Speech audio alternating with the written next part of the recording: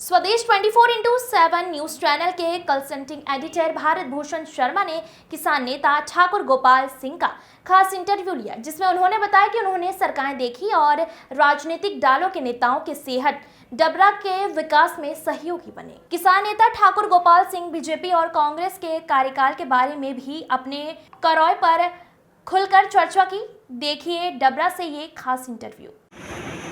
आप देख रहे हैं स्वदेश 24/7। मैं भारत भूषण शर्मा। आज हमारे साथ डबरा की राजनीति की एक वो शख्सियत है जो विद्यार्थी काल से ही राजनीतिक जीवन से राइडर काफ़ी ऊंचाई तक पहुंच चुके हैं। आपने अनेक उतार चढ़ाव देखे हैं, विभिन्न राजनीतिक दलों की आपने संस्था ली, काम किया। जब मन नहीं लगा, मन भर गया, छोड़ दिया। फिर आप आ गए किसान राजनीति में। उसके बाद भी कुछ एक नया करने का था जुनून। ऐसे किसी का नाम है ठाकुर गोपाल सिंह, हमारे साथ हैं गोपाल सिंह दादा। आज हम इनसे बात करेंगे और दादा की जनता इनको प्यार से और सम्मान से ताऊ का नाम भी देती है। इनको ताऊ के नाम से जाना जाता है। आपसे मेरा प्रश्न है ताऊ साहब, आप कब से राजनीति में? मैं 1970-71 से कॉलेज की राजनीति में था। विद्यार्थी जीवन में राजनीति में रहा। 1984 तक जो है यूनियन जो भी बनती नहीं, जिसको चाहा वो चुनाव जीता। ये जो है पूरे शहर को विदित है। नरोत्तम मिश्रा को मैंने ही चुनाव जितवाया था। आनंद मिश्रा को 52 वोट आए थे। जब मैंने जो है कहना को नरोत्तम मिश्रा मेरे से बोला कि भाता हूँ मेरे को जो है जितवा दो, तो मैंने जितवाया था। यूनिवर्सिटी में भी जोर सेक्रेटरी बनवाया था। जब वो बेचारा ठीक है लड़का, वो कभी कोई जो है उसके अंदर आज भी मानवता है। और डबरा की जो बलमुनसियात जो कायम है वो उसी की बदौलत है। मेरा आपसे अगला प्रश्न ये है, आपने अभी तक कितनी पार्टियां ज्वाइन की और छोड़ दी, और क्यों छोड़ी? मैं 1970 में मार्क्सवादी कम्युनिस्ट पार्टी में मोतीलाल शर्मा रहा करते थे। उनके साथ रहा। अरुण उपाध्याय मेरा क्लास फेलो था। नारायण उपाध्याय गजौरा वाले वकील साहब, वो मार्क्सवादी कम्युनिस्ट पार्टी में थे। तो हम और अरुण भी मार्क्सवादी कम्युनिस्ट पार्टी में चले गए। और उसके बाद फिर जब हम कुछ समय बाद उसमें हमारी जो है ब्रजेंद्र तिवारी से दोस्ती हुई, तो हम समाजवादी पार्टी में हम गजराज सिंह चकरवार, राम लखन सिंह और जितने भी लोग थे सब समाजवादी पार्टी में चले गए। मगर उसके बाद ये लोग समाजवादी पार्टी से बीजेपी में आते जाते रहे। जो भी है तो सब लोगों को विदित है। और मैं भी बीजेपी में कांग्रेस का अध्यक्ष रहा। आपको भी मालूम है कि मेरा कार्यकाल कैसा रहा, जैसा भी था, अच्छा बुरा वो से। बीजेपी में रहे आप, कांग्रेस में रहे आप, भाजपा में आप 2 बार रहे। क्यों छोड़ी भाजपा आपने? देखिए, भाजपा ने मेरा उपयोग नहीं किया। भाजपा ने जो मेरा उपयोग था किसानों का, वो उसने बिल्कुल नहीं किया। और मैं अपने लिए मर सकता हूँ मगर किसी से कुछ मांग नहीं सकता। आपने, मुझे याद है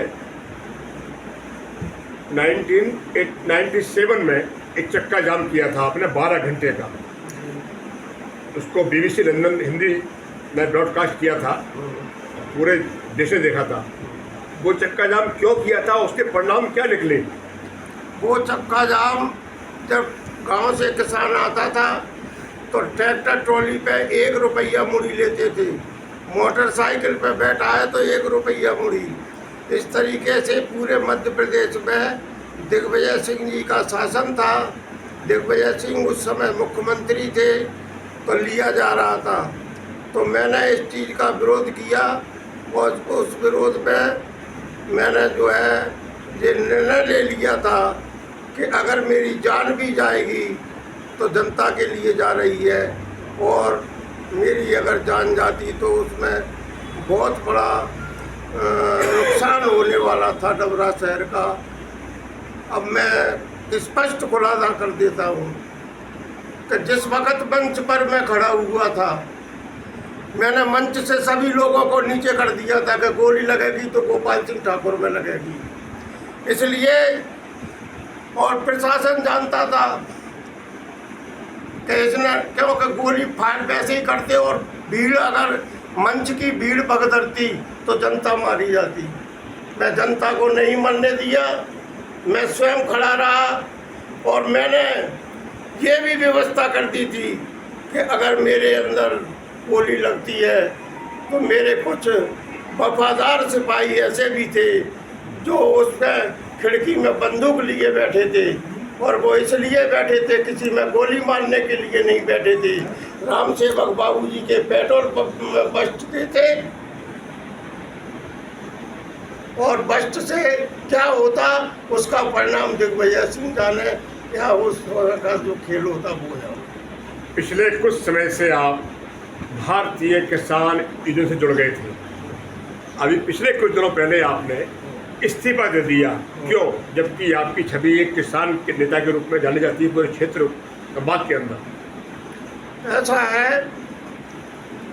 हमारी सिमरिया में मीटिंग थी, उसमें प्रकाश चौधरी आया, बोले 16 तारीख को डबरा बंद किया जाएगा। मैंने कहा ऐसे नहीं होगा, जब तक डबरा बंद की योजना में प्रदेश का उपाध्यक्ष हूँ, मैं अनुमति नहीं दूंगा जब तक कोई कार्यक्रम नहीं होगा।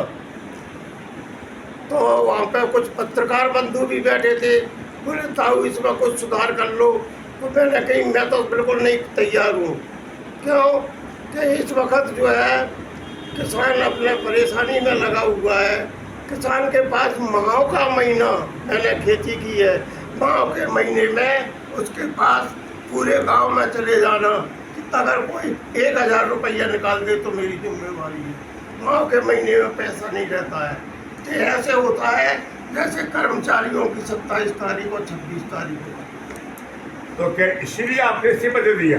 नहीं, इस्तीफा इसलिए दिया, मैंने इन लोगों को बुलाया कि चलो माह का महीना है, फिर भी मैं 2000 आदमियों को इकट्ठा करूँगा। आप लोग जो है 300, 400, 200 जितने भी हो, उतने जो है तुम जो इन सरदारों ने चक्का जाम किया था, वो भी अपने जाट भाई हैं, वो एक किसान भाई है, वो कोई मेरे शत्रु नहीं है, मेरे बच्चे हैं।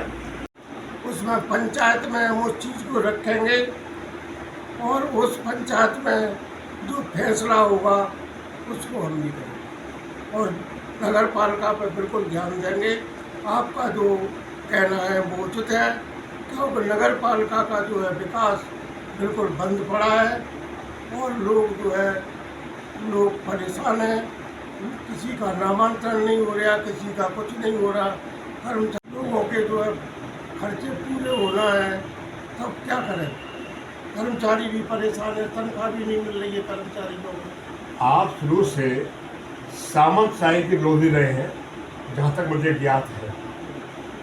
वर्तमान में तो राजनेता, राजनेत्रियाँ अरबपति बनते जा रहे हैं, क्या कहेंगे आप? ऐसा वर्तमान में जो नेता अरबपति बनते जा रहे हैं, इसको क्या कहोगे?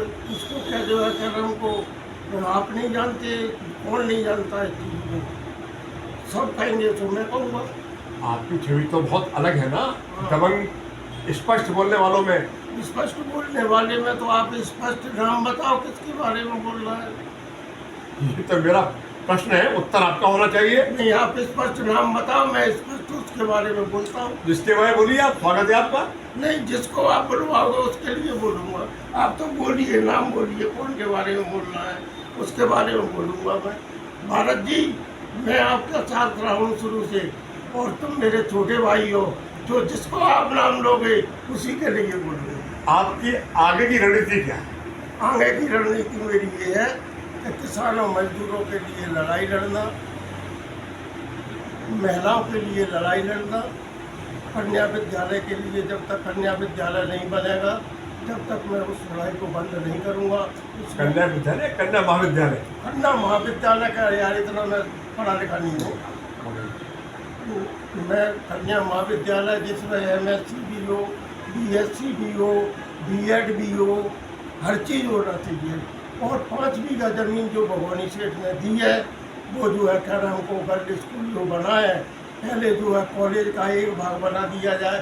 जब तक गर्ल स्कूल चला नहीं तो उसका ज्ञान, उसका गणेश का गार्डन किराए से लगा है एक स्कूल के लिए, उसको जो है दूसरी जगह ले लेगा वो स्कूल वाला, उसको जो है गर्ल स्कूल बना दिया जाए।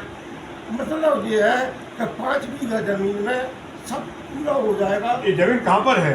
कन्या विद्यालय उसी में, जो ये कन्या विद्यालय सुभाषगंज वाला। हाँ, सुभाषगंज वाला, इसी में सब हो जाएगा, सब हो जाएगा। बड़े बड़े महाविद्यालय बने हैं, 5 बीघा जमीन कम नहीं होती, बहुत होती है। 4 मंजिल ले जाओ, 6 मंजिल ले जाओ, 10 मंजिल ले जाओ। आप तो चूंकि जाबाज नेता रहे हैं और नेता हैं, आज के जो युवा भटक रहे हैं, क्या संदेश देना चाहेंगे ठाकुर गोपाल सिंह उर्फ ताऊ जी?